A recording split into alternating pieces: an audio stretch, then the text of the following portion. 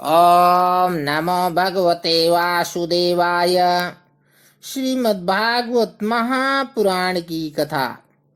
कृष्णं नारायणं वन्दे, कृष्णं वन्दे व्रजप्रियम्, कृष्णं द्वैपायनं वन्दे, कृष्णं वन्दे प्रीतातुतम्। अथ चतुर्थस्कन्धः सप्तदशोऽध्यायः। महाराज पृथु का पृथ्वी पर कुपित होना और पृथ्वी के द्वारा उनकी स्तुति करना। बोलो वृंदावन बिहारी लाल की जय।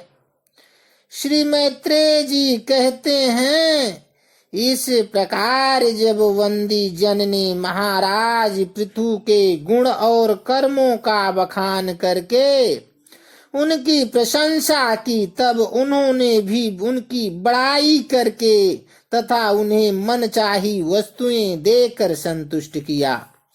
उन्होंने ब्राह्मण आदि चारों वर्णों, सेवकों, मंत्रियों, पुरोहितों, पुरवासियों, देशवासियों, भिन्न भिन्न व्यवसायियों तथा अन्यान्य आज्ञानुवर्तियों का भी सत्कार किया।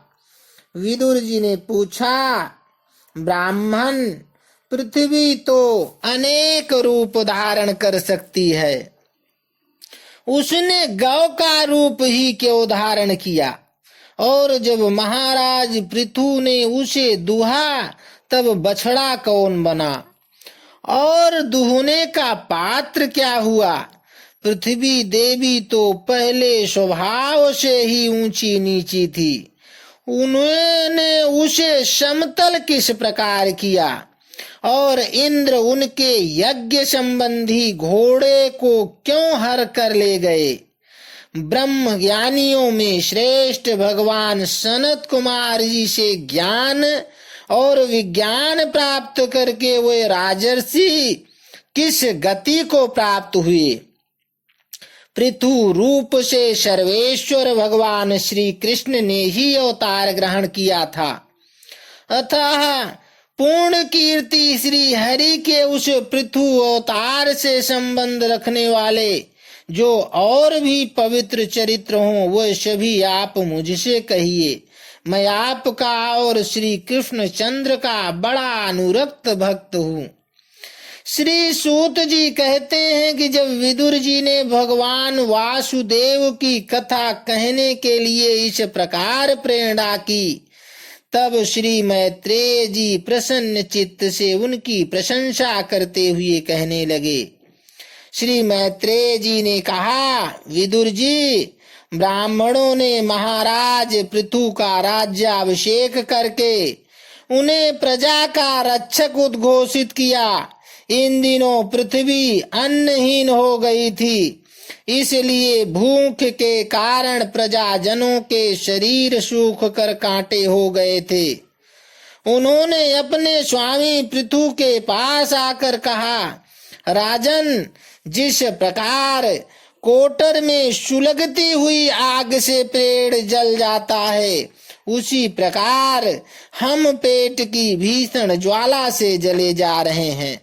आप शरणागतों की रक्षा करने वाले हैं और आप हमारे अन्नदाता प्रभु बनाए गए हैं, इसलिए हम आपकी शरण में आए हैं। आप समस्त लोगों की रक्षा करने वाले हैं, आप ही हमारी जीविका के भी स्वामी हैं। अतः राज राजेश्वर, आप हम सुधा पीड़ितों को शीघ्र ही अन्न देने का प्रबंध कीजिए। ऐसा न हो कि अन्न मिलने से पहले ही हमारा अंत हो जाए। श्री मैत्रेय जी कहते हैं कि कुरुवर, प्रजा का करुण क्रंदन सुनकर महाराज पृथु बहुत देर तक विचार करते रहे। अंत में उन्हें अन्नाभाव का कारण मालूम हो गया। पृथ्वी ने स्वयं ही अन्न एवं औषधादि को अपने भीतर छिपा लिया है।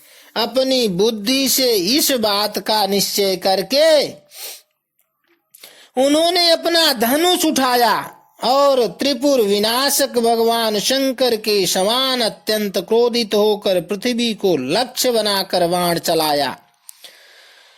उन्हें शस्त्र उठाते देख पृथ्वी कांप उठी और जिस प्रकार व्याध के पीछा करने पर हरिणी भागती है उसी प्रकार वह डर कर गौ का रूप धारण करके भागने लगी। यह देख कर महाराज पृथु की आंखें क्रोध से लाल हो गई। वह जहां तहां पृथ्वी गई वहां वहां धनुष पर बाण चढ़ाए उसके पीछे लगे रहे।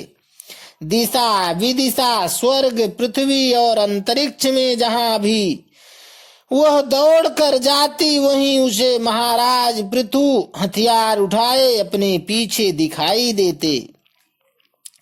जिस प्रकार मनुष्य को मृत्यु से कोई नहीं बचा सकता उसी प्रकार उसे त्रिलोकी में वेन पुत्र पृथु से बचाने वाला कोई भी ना मिला। तब वह अत्यंत भयभीत होकर दुखित चित्त से पीछे की ओर लौटी और महाभाग पृथु जी से कहने लगी, धर्म के तत्व को जानने वाले शरणागत वत्सल राजन, आप तो सभी प्राणियों की रक्षा करने में तत्पर हैं। आप मेरी भी रक्षा कीजिए। मैं अत्यंत दीन और निरपराध हूँ। आप मुझे क्यों मारना चाहते हैं? इसके सिवा आप तो धर्मज्ञ माने जाते हैं। फिर मुझ स्त्री का वध आप कैसे कर सकेंगे? स्त्रियां कोई अपराध करें तो साधारण जीव भी उन पर हाथ नहीं उठाते। फिर आप जैसे करुणामय और दीन वत्सल तो ऐसा कर ही कैसे सकते हैं? मैं तो एक सुदृढ़ नौका के समान हूँ। सारा जगत मेरे ही आधार पर स्थित है। मुझे तोड़कर आप अपने को और अपनी प्रजा को जल के ऊपर कैसे रखेंगे?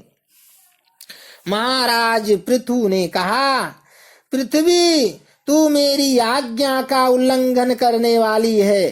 तू यज्ञ में देवता रूप से भाग तो लेती है किंतु उसके बदले में हमें अन्न नहीं देती। इसलिए आज मैं तुझे मार डालूंगा। तू जो प्रतिदिन हरी हरी घास खा जाती है और अपने थन का दूध नहीं देती, ऐसी दुष्टता करने पर तुझे दंड देना अनुचित नहीं कहा जा सकता।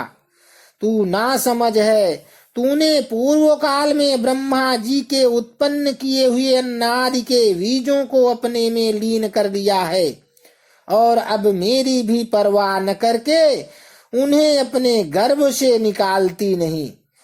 अब मैं अपने वाणों से तुझे छिन्न भिन्न कर तेरे मेदे से इस क्षुधातुर और दीन प्रजाजनों का करुण क्रंदन शांत करूंगा। जो दुष्ट अपना ही पोषण करने वाला तथा अन्य प्राणियों के प्रति निर्दय हो, वह पुरुष स्त्री अथवा नपुंसक कोई भी हो, उसका मारना राजाओं के लिए भी न मारने के लिए ही समान है। तू बड़ी गर्वीली और मदोन्मत्ता है। इस समय माया से ही यह गौ का रूप बनाए हुए है। मैं बाणों से तेरे टुकड़े टुकड़े करके अपने योग बल से प्रजा को धारण करूंगा। इस समय महाराज पृथु काल की भांति क्रोधमयी मूर्ति धारण किए हुए थे। उनके ये शब्द सुनकर धरती कांपने लगी और उसने अत्यंत विनीत भाव से हाथ जोड़कर कहा, पृथ्वी ने कहा, आप साक्षात परम पुरुष हैं तथा अपनी माया से अनेक प्रकार के शरीर धारण कर गुणमय जान पड़ते हैं। वास्तव में आत्मानुभव के द्वारा आप अधिभूत अध्यात्म और अधिदैव संबंधी अभिमान और उससे उत्पन्न हुए राग द्वेषादि से सर्वथा रहित हैं। मैं आपको बार बार नमस्कार करती हूँ।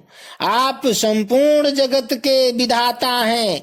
आपने ही यह त्रिगुणात्मक सृष्टि रची है और मुझे समस्त जीवों का आश्रय बनाया है। आप सर्वथा स्वतंत्र हैं। प्रभो, जब आप ही अस्त्र शस्त्र लेकर मुझे मारने को तैयार हो गए, तब मैं और किसकी शरण में जाऊं?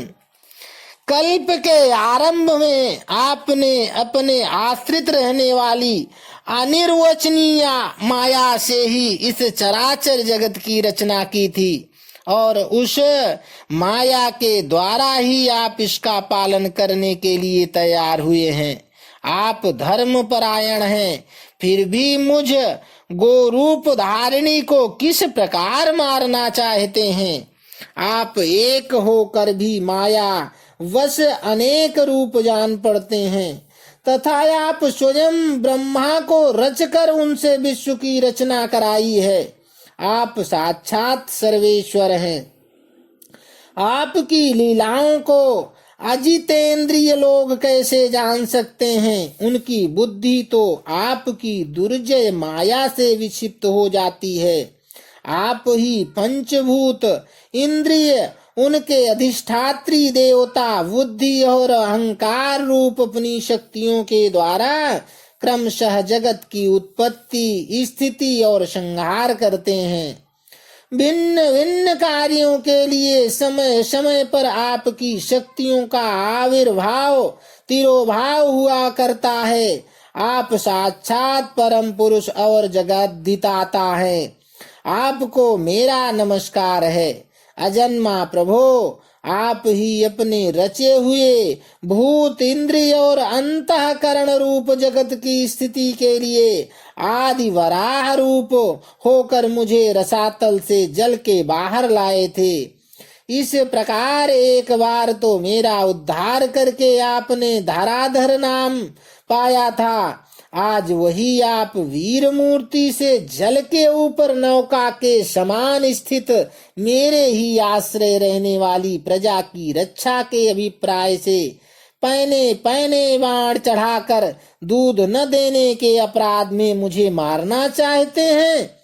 इस त्रिगुणात्मक सृष्टि की रचना करने वाली आपकी माया से मेरे जैसे साधारण जीवों के चित्त मोहग्रस्त हो रहा है।